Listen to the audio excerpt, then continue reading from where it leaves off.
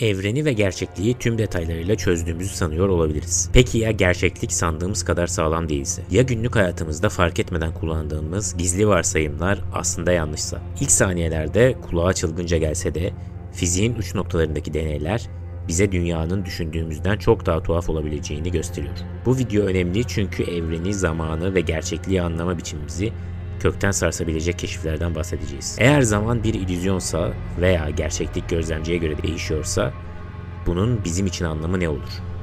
Hazırsanız bilimin felsefeyle iç içe geçtiği deneysel metafizik yolculuğumuza başlayalım.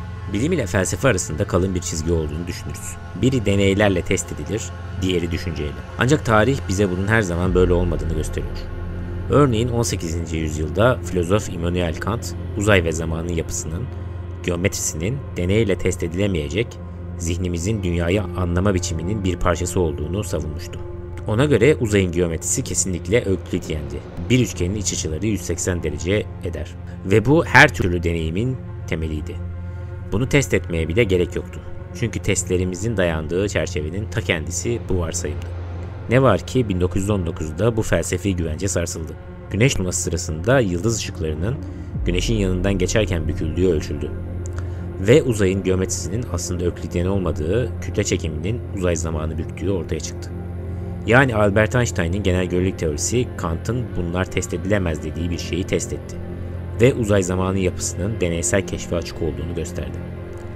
Einstein bile sonradan geometri ile fizik yasalarının birlikte test edilebileceğini vurgulayarak, tek başına ne uzay geometrisinin ne de fizik kanunlarının ayrı ayrı deneyle doğrulanamayacağını söylemiştir.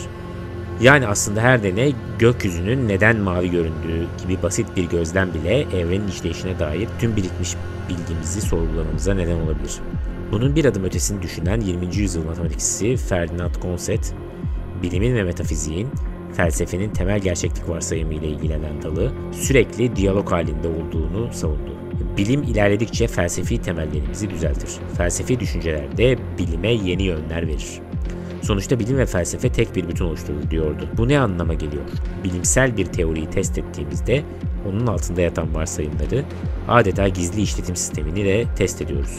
Uzun süre göz ardı edilen bu gerçek, günümüzde cesur bazı fizikçiler tarafından kucaklanıyor. Avustralyalı fizikçi Eric Cavalcanti kendini ne tam fizikçi ne de filozof diye tanımlıyor. O bir deneysel metafizikçi. Yani bilimsel deneyleri kullanarak felsefi varsayımları sınayan bir araştırmacı.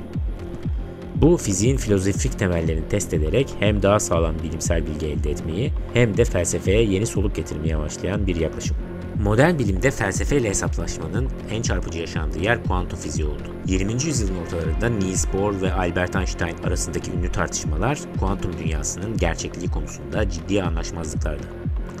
Einstein gerçeklik gözlemden bağımsız olarak vardır diye ısrar ederken Bohr ölçüm yapmadan parçacıkların belirli özellikleri yoktur diyordu. Bu tartışma uzun süre düşünsel düzeyde kaldı. Çünkü o zamanlar gerçekten hangisi haklı diye sorabileceğimiz bir deney tasarlanmamıştı. Ta ki 1964'te Kuzey İrlandalı fizikçi John Stuart Bell sahneye çıkana kadar. Bell, kuantum mekaniğinin altında yatan bazı felsefi varsayımları matematiksel bir eşitsizlikle ifade etti. Özellikle yerellik, uzaktaki nesnelerin ışık hızını aşan bir şekilde birbirini etkileyemeyeceği inancı ve realizm, gözlemden bağımsız nesnel bir gerçekliğin olduğu inancı gibi iki temel varsayımı ele aldı. Bell'in teoremi eğer dünya hem yerel hem de gerçekçi ise belli deneylerde ölçülebilecek bazı korelasyonların üst sınırı olduğunu öngördü. Fakat kuantum mekaniği bu sınırı aşan korelasyonlar EPR tipi dolanıklık deneylerinde görülen eşleşmeler öngörüyordu. Bu durumda ya doğa yerel değildir, yani uzakta bile olsalar parçacıklar anında etkileşebiliyor, Einstein'in deyimiyle uzaktan hayaletimsi etki vardır, ya da gerçekçi değildir. Yani parçacıkların ölçüm yapılmadan önce belirli değerleri yoktur. İkisi birden doğru olamaz. Deney sonuçları bunu net gösterdi. 1970'ler ve 80'lerde yapılan Bell eşitsizliği testleri, örneğin Clauser ve Aspect'in fotonlarla yaptığı deneyler, kuantum mekaniğinin öngördüğü hayaletvari etkileşimlerin gerçekten var olduğunu, en azından bu iki klasik varsayımın bir arada tutarlı olamadığını kanıtladı. Bu gelişme Abner Shimony gibi düşünürlerin deneysel metafizik terimini kullanmaya başlamasına yol açtı. Çünkü yapılan şey aslında bir fizik teorisi değil, bir dünya görüşünü test etmekti. Shimony, Bell türü teoremlerin deneysel metafizik denen girişim için nadir bir fırsat sunduğunu söylemişti. Gerçekten de Bell deneyiyle bilim tarihinde ilk kez açıkça felsefi bir tartışma laboratuvara taşınmıştı. Gerçeklik gözlemden bağımsız mıdır yoksa değil mi? Sorusuna deneysel yanıt arandı. Sonuç doğa klasik sezgilerimize meydan okuyor. Kuantum dünyasında gerçekliğin tuhaflığına dair daha da şaşırtıcı bir düşünce deneyi 1960'larda Eugen Wigner tarafından ortaya atıldı. Wigner'in arkadaşı paradoksu. Şöyle düşünelim.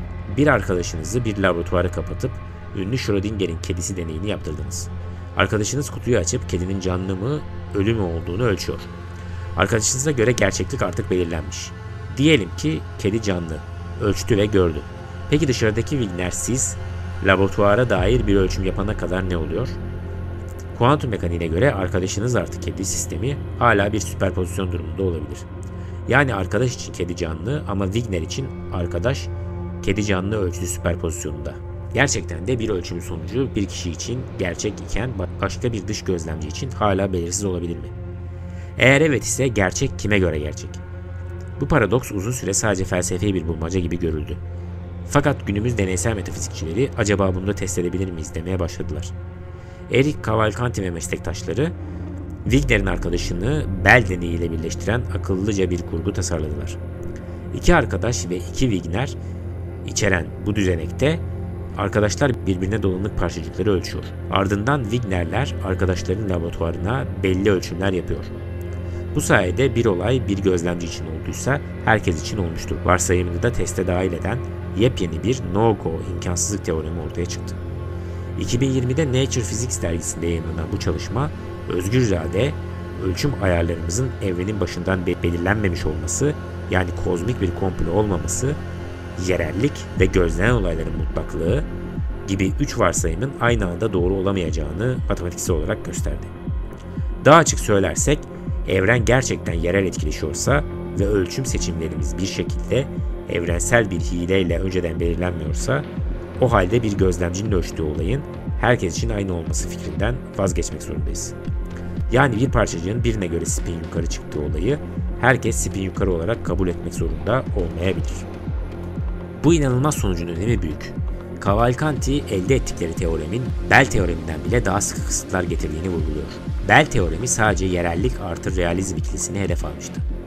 Yeni Wigner'in arkadaşı teoremi ise farklı kombinasyonları da eliyor.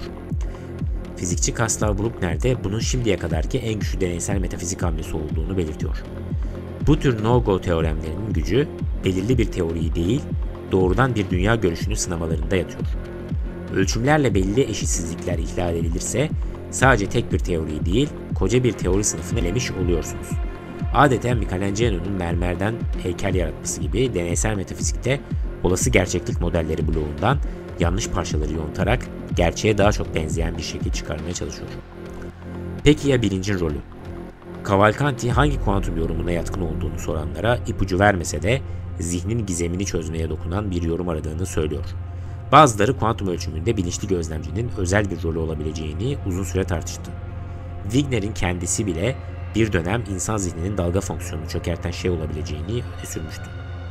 Günümüzde çoğu fizikçi bilincin özel bir rolü olmadığı, sadece ölçüm cihazlarının da aynı işi gördüğü kanısında.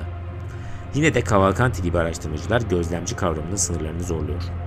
Bir foton dedektörü bir ölçüm yapabilir. Peki bir yapay zeka bir Wigner'in arkadaşı olabilir mi?